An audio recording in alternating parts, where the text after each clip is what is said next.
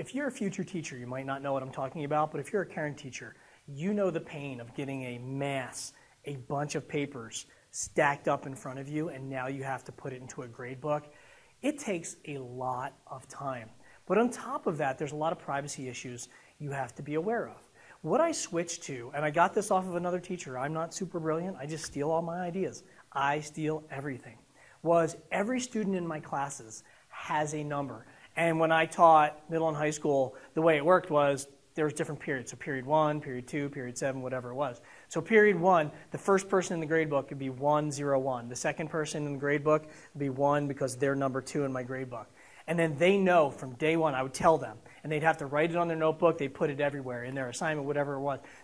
They know that that's what they are. They don't share it with other people.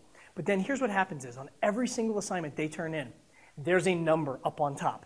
It's 102, 110, 115. And here's what I do. When it's all collected, I always have a student helper. And find the student helpers. There are people in your classroom that love to help.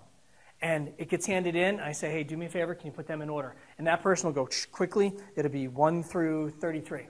And then when you get it, when you go to grade it tonight, it's the first person in your grade book. Okay, check. The second person, check. The third person, check. And it's right down the line. Saves so much trouble. But here's the other double benefit of this, is the privacy issues you have to be aware of as a teacher. If you lay out tests, there's a million different ways to disseminate assignments back to the students. But if you have a system where it's laid out, if someone sees people's name on top of a test and they got a failing grade, number one, that student's going to be embarrassed. But number two, you could have a madder than a hornet parent come in saying, why did you embarrass my son or daughter? And truly, you are. But when I did it, on the assignments, I wasn't really worried about it because there wasn't like an F or an A or anything like that. But with tests and quizzes, what I would do is no names ever. They would write their number on top, and then if students were absent, they were at band or something, I could lay the test out. Nobody really knew what the numbers were, and they can go over and grab it. So it protected their privacy a little bit more.